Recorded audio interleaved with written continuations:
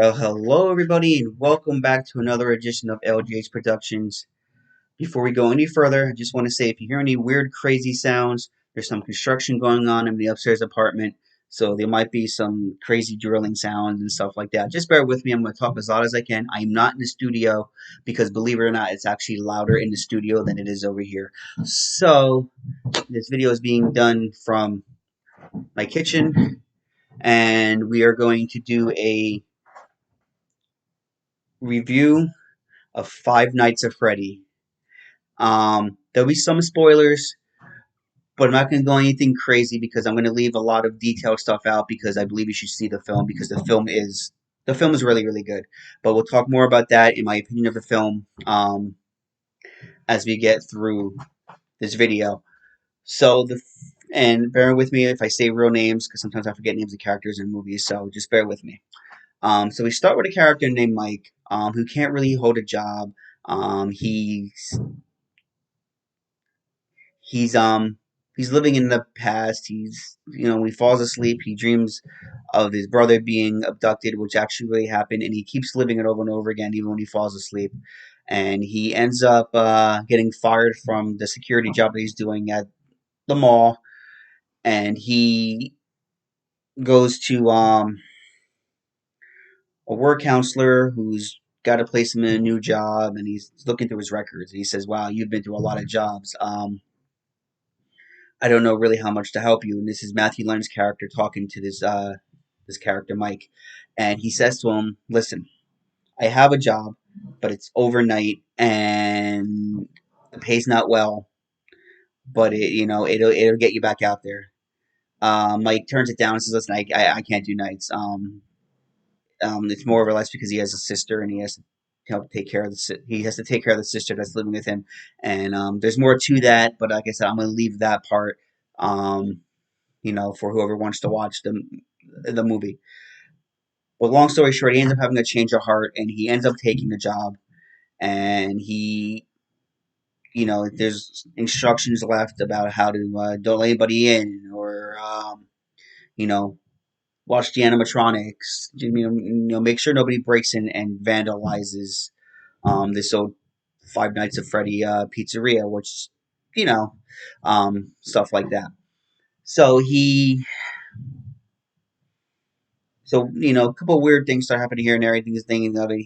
And meanwhile, he it's a scary job. So every once in a while, you shut your eyes, you fall asleep, and he's still living about seeing his brother being taken, and he's seeing these kids involved, and now he's like really confused, like why are these kids here and stuff like that.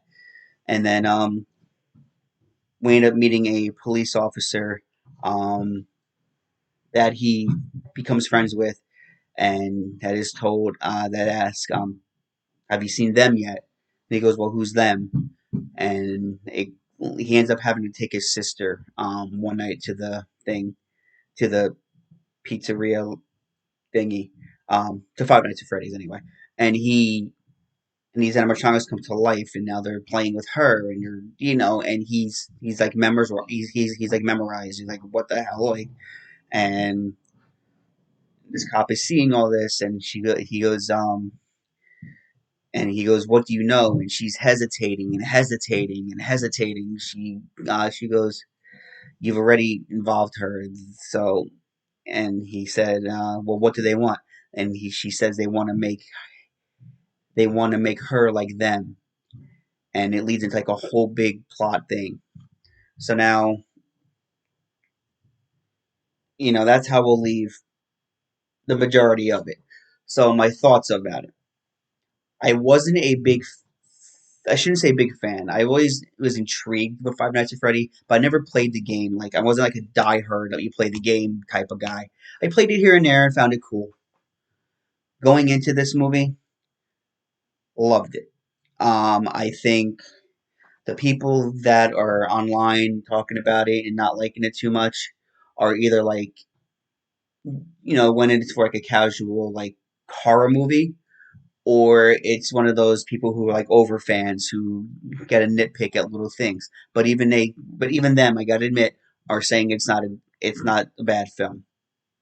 So Five Nights of Freddy took almost 10 years to make. We have We went through rewrites, we went through directors, we went through writers, we went through studios to finally it was put.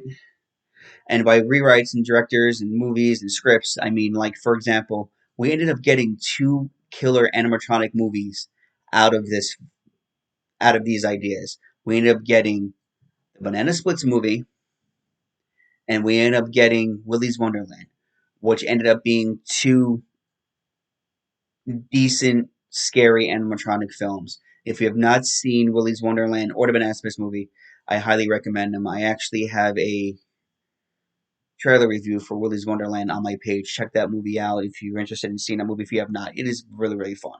And the Banana Splits movie, really, really fun too. So, going back to Five Nights of Freddy. So, finally, Universal Studios picks this film up and it gets in the hands of Blumhouse, which was the producers of Megan, which had me intrigued right there because Megan is one of my favorite movies. One of my favorite horror movies. So, going into this now, it's a typical PG-13 horror movie because the audience that this caters to is teens and people that were teens and playing this game when they were teens. So there's not a lot of blood and gore. There's not a lot of any of that. A lot of the kills are left to the imagination. There are a few here and there that you do see. Like you do see a woman get bitten in half, but there's no gore or blood or anything like that. But there doesn't need to be. And that's the approach they were trying to go with this movie. Like, it's not needed. So, it has its jump scares, it has its comedies, and it has a lot of sweet moments. For the most part, unless these animatronics are told to kill, and like I said, that part you'll get more into when you see the movie. Like, I'm not trying to do a lot of spoilers. Unless they're told to kill, these animatronics are, for the most part, they're sweet. Um, but there's a reason for their sweetness. There's a reason why they're evil. And so they ended up learning is that these animatronics are possessed by children, um, ghosts of former children. But again, I'm going to leave that to the imagination. I'm going to leave that to you guys to go and watch the film because it is worth the watch. I don't want to go into it too much more. There's a lot more that goes on. So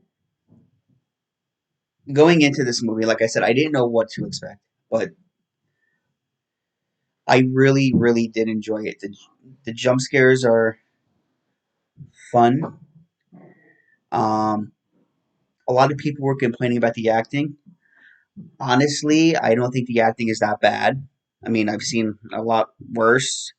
Um, I do agree that the dialogue could have been a little better. Like they could have done a couple of things a little different with the dialogue, maybe. Um, but for the most part, it's an enjoyable PG-13 horror movie, and it's actually one of those movies that I don't think needs to be rated R. Would it have helped it to be rated R a little bit more as far as the darker tone and what they could have done with some of the kills? Yes. Did it need to be rated R? No. It did not need to be rated R by any stretch. I think it works. I mean, rated R would have been nice, but honestly, it being rated R is not needed. So I want to go into my ratings now on this film and how I feel about it. Um, and then I'll tell you a little bit more toward the end of what I'm about my Blu-ray purchase if once it comes on Blu-ray in 4K is it something I'll be buying. So let's start with each one. Comedy wise, I give it a C. There's not a lot of comedy, but there's chuckles here and there. It's got a lot of funny lines here and there. Um, Suspense wise, B, because even though it's suspenseful, you expect it. So it's not like one of those jump scares that are gonna just pop at you. It's expected but good. Drama wise, I would say a solid B. It's got a great plot to it, to keep the movie going, with Mike's insomnia and him going back to figure out what in his dreams to figure out what happened to his little brother and if his sister's connected or anything like that. So solid B with the drama. Action wise, the first 20 minutes, I would say no. There's not much action going on, just a lot of dialogue. But then it picks up. So the action, I'll say, we'll say B minus. It's, it's the action's there. Horror wise, when the horror is there, the elements are awesome.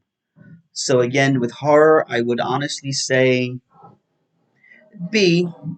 And then the overall rating for this film, by stars, um, I do my rating system, 1 to 10 stars.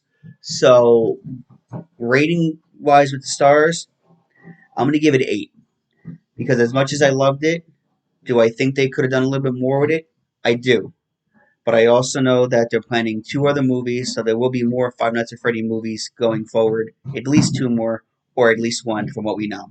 So I will say this: um, I'm giving it 8 because I want to see more, and I know they can do more, and I know they're gonna do more. So I give this movie 8 stars.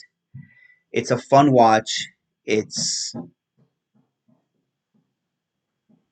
Is it rewatchable? Yes, it is definitely a rewatchable movie.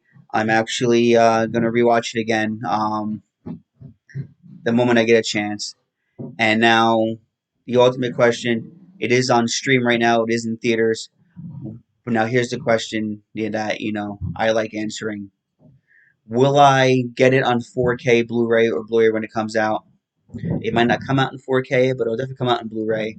Because Universal always releases everything. Will I get it when it comes on Blu-ray and 4K or 4K Blu-ray or regular Blu-ray? The answer is yes. I will be purchasing Five Nights at Freddy. I will be putting it in the collection. I definitely think this movie is worth that, and it is. Again, like I said, it's a fun watch and it's a all-out good time movie. If you're gonna go into it overthinking it, you're gonna be like, "What did I watch?" And you're gonna feel like the critics. So I'm telling you, go into it with the most open mind as possible. Go into it, even if you're a casual fan of this video game, you'll appreciate what they tried to do. If you're a fan of the video game, I honestly think you'll like what they did. You'll have your nitpicks here and there for the people who played it like crazy, but it's a really, really good movie. It was done really, really well, and I think you were for a good time with it. It was a really, really fun movie to watch. So now I leave it to you guys. If you've seen the movie, tell me down below in the comments what you thought. If you've not seen the movie, uh, hey, tell me, hey, listen, I'm gonna go see it this day. Tell me what you thought of it. Like I said, I put some spoilers in there, but I tried to keep it as spoiler free as I can because I want people to see it.